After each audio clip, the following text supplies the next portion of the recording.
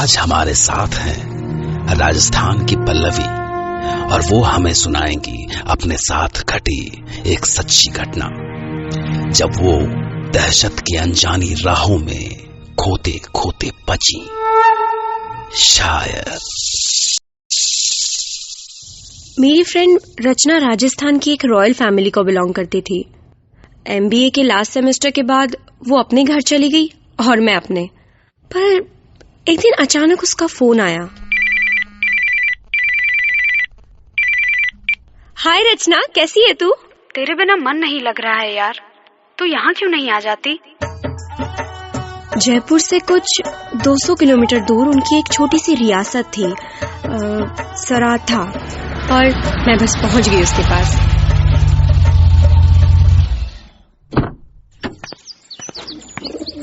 हे Pallavi, welcome.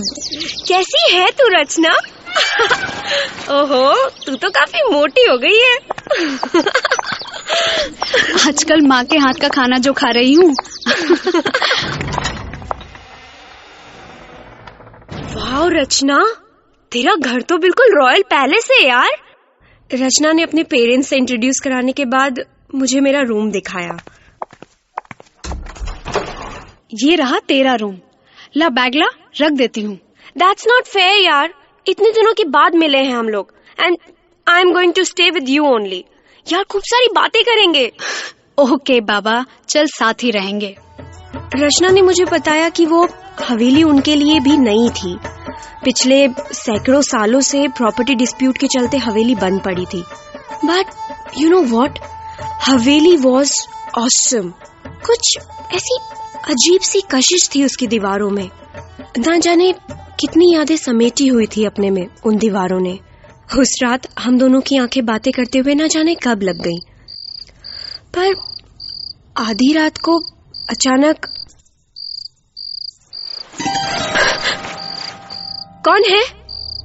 रचना? रचना तो यही है, फिर ये किसकी आवाज है? मैंने उठकर डोर चेक किया, वो अच्छी तरह बंद थे। फिर से वही पायलों की आवाज। मुझे लगा जैसे कोई छोटा बच्चा मुझे देख के पर्दों के पीछे छिपा। Who is there? कौन है? वहां कोई बच्ची थी। मैं बुरी तरह से डर गई थी, पर हिम्मत करके उठकर गई और उठकर पर्दे के पीछे देखने की कोशिश की। तभी क्या हुआ पल्लवी?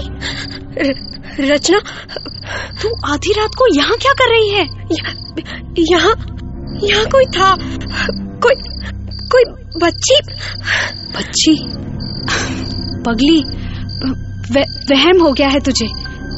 रचना ने मेरी बात को इतना लाइटली क्यों लिया?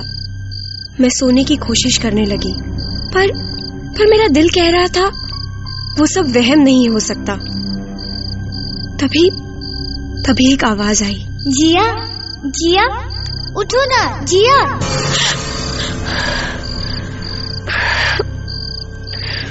मैं डर गई। कौन किसको बुला रहा था? मैं पूरी रात सो नहीं पाई थी, इसलिए अगले दिन बहुत लेट उठी। ओए कुंभकर्ण, उठ, जल्दी से तैयार हो जा, गुरुजी आए हैं। कौन गुरुजी?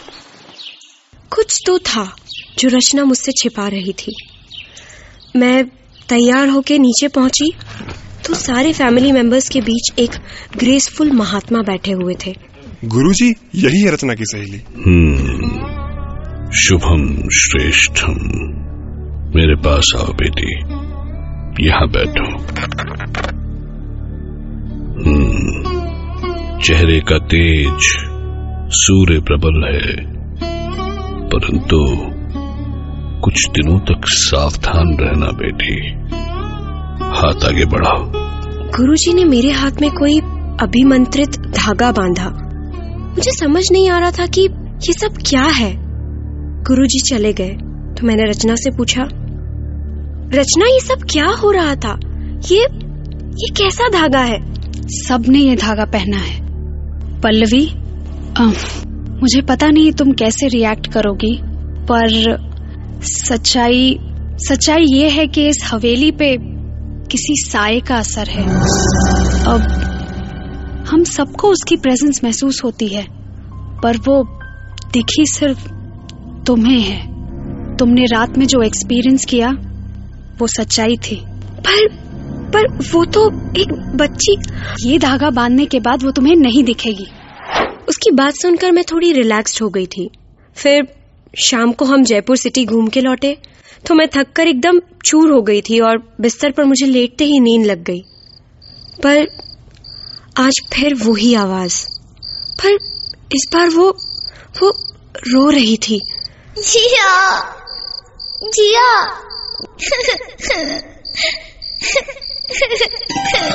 मैं चौंक के उठी तो मैंने देखा उसी बच्ची का साया मेरे सामने खड़ा था, बिल्कुल मेरे सामने। मैंने धीरे से रचना को आवाज दी।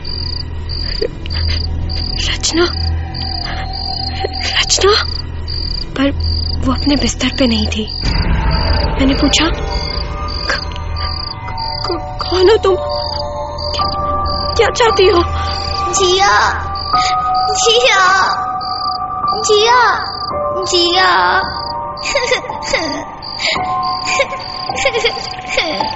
उसकी रोने की आवाज मुझे अंदर तक हिला गई। लगा जैसे वो भी बहुत डरी हुई थी। पर किससे?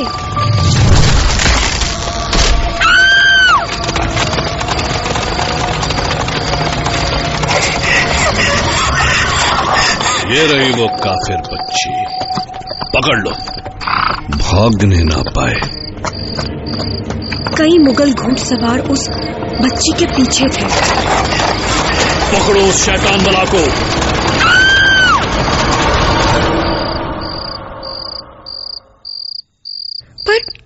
पर अगले ही पल वहां सब कुछ एकदम शांत हो गया।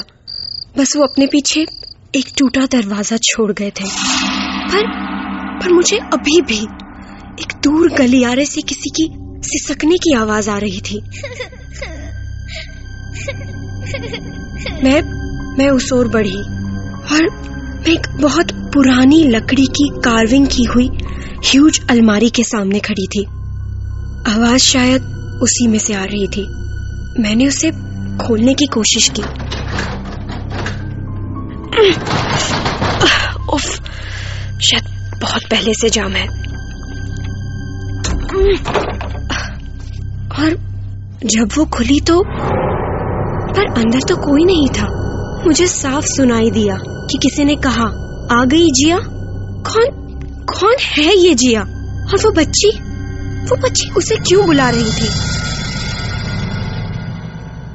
सुबह मैंने सारी बात रचना को बताई तो रचना मुझे हवेली से दूर गांव की किसी एक बुजुर्ग के पास लेकर गई। उनके दादा परदादा मुगलों के जमाने से उस हवेली में काम किया करते थे। और फिर उस बुजुर्ग ने हमें कहानी बताना शुरू की। 300 साल पुरानी बात है। मुगलों का राज था। तब ये हवेली बन रही थी। वहीं पास में एक मंदिर में पुरोहित का परिवार था। एक बूढ़ी माँ, पुरोहित जी की औरत, 2 लड़कियां, एक 7 बरस की, दूसरी 16 की। पर ना जाने किस बात पर मुगल दीवान पुरोहित के परिवार को खत्म करने पर उतारू हो गया। दरवाजा खोल पुरोहित, अब दीवान के कहर से तुझे खुदा भी नहीं बचा सकता। खाक कर दो इसके घर को, जिंदा जला दो सब। इधर आओ, यहाँ से बाहर निकलो। माँ, नंदा, जल्दी करो। पर पुरोहित की बड़ी बेटी मुगलों के हाथ लग गई। बाबा,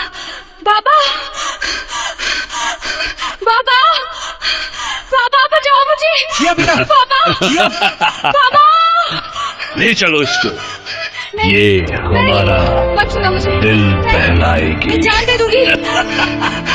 नहीं।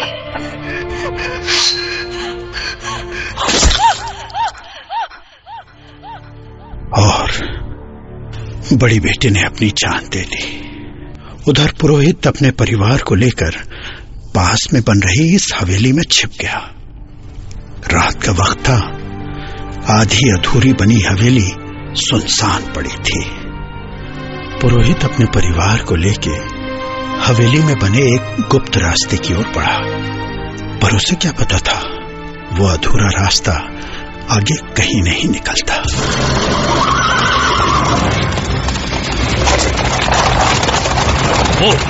हो रहा पुरोहित का परिवार। पुरोहित! भागो भागो भागो, अंदर छिप जाओ। सरकार, इसी रास्ते से वो अंदर गए, जाने कैसे उस रास्ते का मुंह बंद हो गया। तो क्या हुआ? दीवार चुनवा दो उस दरवाजे पर, भूखे प्यासे वहीं मर जाएंगे सब। पुरोहित का परिवार उसी गुप्त रास्ते में जिंदा दफन हो गया। आज भी वहीं कहीं उन सब की तड़पती रूहें भटक रही हैं, लेकिन हवेली की किस दीवार के पीछे उन बदनसीबों की लाशें हैं कोई नहीं जानता। पर मैं जान सकती हूँ बाबा। पर कैसे? वो बच्ची मुझे कहीं ले जाना चाहती है, शायद उन्हीं बदनसीबों के पास। जिया, जिया, जिया, जिया। इस बार ये आवाज सुनकर ना मैं चौंकी ना घबराई। जाने क्या था उस आवाज में कि वो दिल को छू जाती थी। उस बच्ची का साया आगे आगे था और मैं उसके पीछे पीछे सम्मोहित सी बढ़ती जा रही थी। आओ ना जिया, इधर आओ ना जिया, जिया इधर आओ ना, आओ ना जिया। मेरे देखते ही देखते वो साया फिर से उसी अलमारी में समा गया। मगर जब मैंने उसको खोला तो बचाओ जिया, जिया बचाओ। कुछ हाथ उस बच्चे को अंदर की ओर खींच रहे थे। नहीं, छोड़ दो उस बच्चे को। और मेरी छोड़ दो। देखते ही देखते वो बच्ची उन रहस्यमयी सायों के साथ उस दीवार में समा गई। जब मैंने इस रात की सारी बात रचना के पेरेंट्स को बताई तो एक फैसला लिया गया। तोड़ दो ये दीवार। वो रूहें अपनी रिहाई को तड़प रही हैं। जरूर ये वही जगह है। हाँ, ये तो वही गुप्त रास्ता है।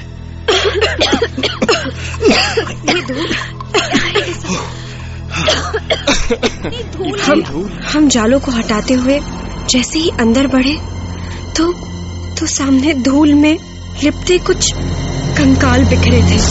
हाँ, ये रही, यही है उस पुरोहित के परिवार की लाशें। बदनसीब, या इलाही, इनकी रूहों को सुकून बख्श। उन लाशों में एक छोटी बच्ची का स्केलेटन भी था। शायद उसी बच्ची की लाश जो रात में मुझे आवाज देती थी। उन कंकालों का अंतिम संस्कार हो जाने के बाद मुझे उस बच्ची की आवाज फिर नहीं सुनाई दी। जिस काम के लिए उसने मुझे चुना वो पूरा हो चुका था।